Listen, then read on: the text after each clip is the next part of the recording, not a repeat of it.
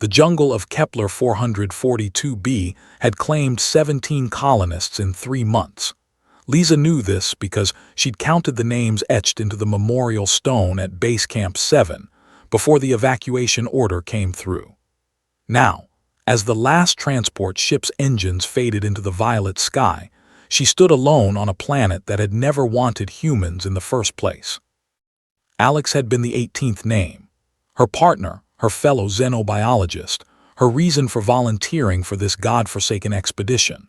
The raptor had taken him 6 days ago, those sleek, 6-legged predators with electromagnetic sensing organs that could detect a heartbeat from 2 kilometers away. The search party had found only his boots and his data pad, the screen still flickering with half-finished notes about the very creatures that killed him. The evacuation had been chaos. Corporate had finally admitted what Lisa and Alex had known for months. Kepler 442b was unsuitable for colonization. The indigenous megafauna were too aggressive, too adaptable, too damn intelligent. But in the panic of departure, Lisa had made a choice. She'd slipped away from the loading docks, disappearing into the equipment yards with nothing but Alex's data pad, a survival pack, and a head full of grief-sharpened determination. She wouldn't leave him unavenged. She wouldn't let his research die with him. The forest began its evening song as Lisa surveyed the clearing she'd chosen.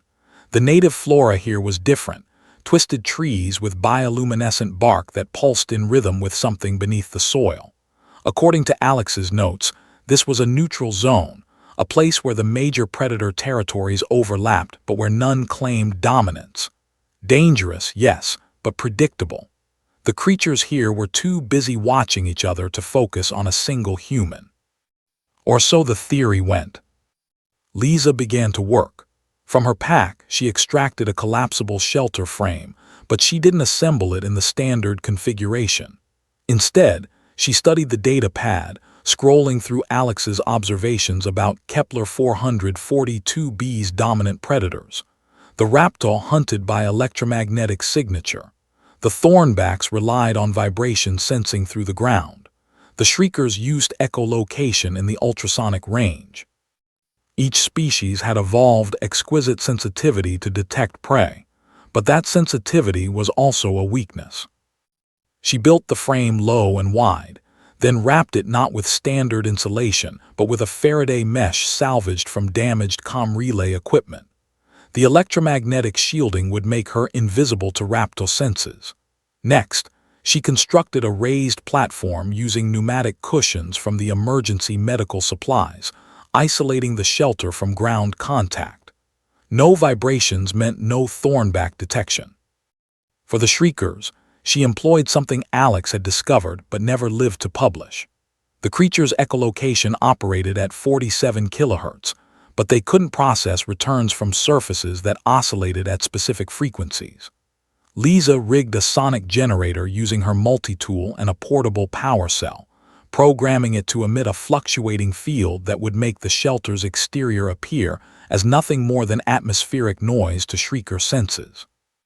But the true genius, and Lisa felt Alex's presence guiding her hands as she worked, was in understanding not just how the predators hunted, but why they avoided each other. She spent the next 2 days collecting samples, sent glands from a raptor kill site, shed thornback plates from a molting ground, shrieker guano from a roosting tree.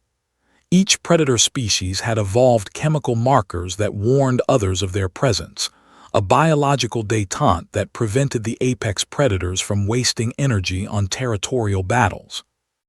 Lisa synthesized these markers using the portable lab kit from her pack, then applied them in careful layers around her camp's perimeter.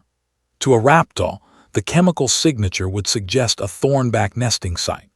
To a thornback, the vibrations from her sonic generator would mimic the wing beats of a shrieker roost. To a shrieker, the electromagnetic emissions from her Faraday mesh, carefully modulated to leak specific frequencies, would indicate raptor presence. She'd created a ghost territory, a place where every predator's instincts screamed that competitors already claimed the ground. Not dangerous enough to provoke a confrontation, but concerning enough to encourage avoidance. On the third night, Lisa sat in her shelter and listened to the jungle. A thornback passed within 50 meters, its massive bulk shaking the earth. Her platform didn't transmit even a whisper of vibration. The creature paused, sampling the air, then veered away with a rumbling growl that Lisa felt in her bones. She smiled grimly. Alex would have loved this. But survival wasn't revenge. As days became weeks, Lisa expanded her camp. She built water collectors that exploited the planet's frequent thermal inversions, designed a waste management system that converted organic matter into fertilizer for a small hydroponic garden, and constructed solar stills that could process even the mineral-heavy groundwater into something potable. Every system she designed had dual purposes. The hydroponic garden grew food, yes, but she chose plants whose root structures would enhance the pneumatic isolation of her platform. The water collectors doubled as lightning rods, channeling Kepler 442b's fierce electrical storms into battery banks that powered her defensive systems. The waste converter produced methane that she could burn for heat, but also generated specific chemical compounds she used to refresh the predator markers around her perimeter. The jungle tested her constantly. A pack of razorwings, flying predators with serrated feather scales, discovered her camp in week 4. They circled for hours, their keen eyes detecting movement, but Lisa had anticipated this. She'd built her shelter with angular surfaces that diffused visual outlines, and she moved only during the planet's frequent electromagnetic storms, when the razorwing's vision was compromised by lightning-induced afterimages. In week 7, a colossus, one of the rare megafauna that corporate had deemed low-probability threats, wandered into the area. The creature stood 15 meters tall, an herbivore by diet but a destroyer by sheer mass. Lisa watched through her shelter's observation port as it approached her perimeter, drawn by the moisture from her water collectors. She didn't panic. Instead, she activated a secondary system she'd built for exactly this scenario. Ultrasonic emitters buried around the camp's edge produced frequencies that mimicked the distress calls of young predators. To the colossus, it sounded like the area was thick with dangers to its young. The massive creature huffed, sprayed a territorial marker, and lumbered away. Lisa logged the encounter in Alex's data pad, adding to his research. She'd promised herself that if she survived this, his work would reach the scientific community. Every observation, every successful adaptation, every hard-won piece of knowledge about this hostile world would become part of humanity's understanding. But something unexpected happened as the weeks stretched into months. Lisa began to see Kepler 442b not as an enemy, but as a puzzle. The predators weren't malicious, they were magnificent. The raptor's electromagnetic sense let them detect the bioelectric fields of prey through dense vegetation, an evolutionary marvel. The thornback's vibration sensitivity was so acute they could identify individual creatures by gait pattern alone. The shrieker's echolocation could map terrain in complete darkness, with centimeter precision. Corporate had called this planet unsuitable for colonization because humanity had tried to impose its will through force. But Alex had understood something different. Survival here required adaptation, not domination. It required thinking like the ecosystem, finding the spaces between predators, exploiting the very mechanisms that made them dangerous. In month 4, Lisa did something she'd thought impossible. She left her camp. Not far and not foolishly. She'd observed the predator patterns for long enough to map their hunting schedules. Raptor were crepuscular, most active at dawn and dusk. Thornbacks were nocturnal but sluggish in the cold hours before sunrise. Shriekers roosted during the planet's midday heat. There was a window, barely 90 minutes long, when the confluence of predator inactivity created safe passages through the jungle.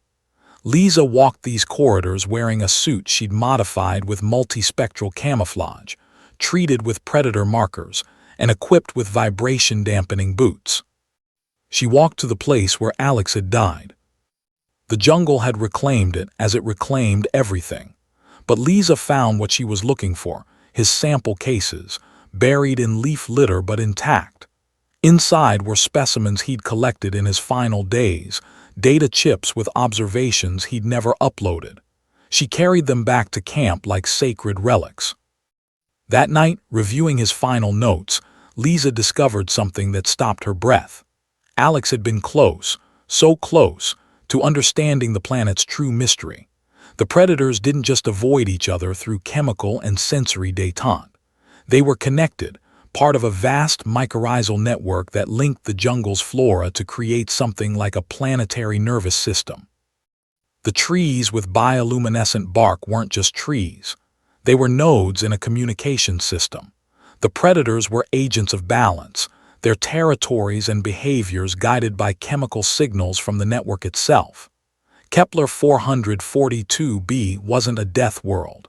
It was a living superorganism, and humanity had been attacking its immune system. Lisa spent the next month testing Alex's hypothesis. She tapped into the mycorrhizal network using biochemical interfaces, learning its language. She discovered that her camp, by mimicking predator territories, had inadvertently identified her as part of the ecosystem rather than an invasive presence. The jungle had accepted her. On the day corporate salvage ship arrived, 6 months after the evacuation, they found Lisa's camp through satellite imagery. The recovery team approached with weapons drawn, expecting to find remains or, at best, a desperate survivor. Instead, they found a thriving research station. Lisa had expanded the camp into a small compound, with hydroponic gardens producing surplus food, power systems running at 110% efficiency, and a complete sensory blackout that kept her invisible to every predator on the planet. More remarkably, they found her healthy, sane, and sitting on a data archive that would revolutionize humanity's approach to xenocolonization. How? The recovery team leader asked, staring at the camp that shouldn't exist. Lisa looked at Alex's data pad, then at the jungle beyond her perimeter, where a raptor pack was settling down for their evening rest, oblivious to the humans mere meters away. "I stopped trying to conquer this place," she said. "I learned to belong to it instead." She uploaded Alex's research and her own to the ship's database. The data showed a path forward, not for corporate extraction, but for genuine coexistence. Kepler 442b could support human presence, but only if humans approached it with respect, adaptability, and scientific rigor rather than brute force. As the ship prepared to depart, the team leader asked if Lisa was ready to leave. She looked at her camp, the home she'd built in a place designed to kill her, using nothing but human ingenuity and the wisdom to learn from the world around her. She thought of Alex, whose death had seemed meaningless, but whose research would now save future colonists. "Not yet," Lisa said. "There's still so much to learn." The ship left without her, and in the violet twilight of Kepler 442b, in a camp no predator would touch, a single human continued the work of bridging two worlds, one fierce and ancient, the other young and striving to understand that humanity's greatest strength wasn't the ability to fight nature, but the wisdom to work with it.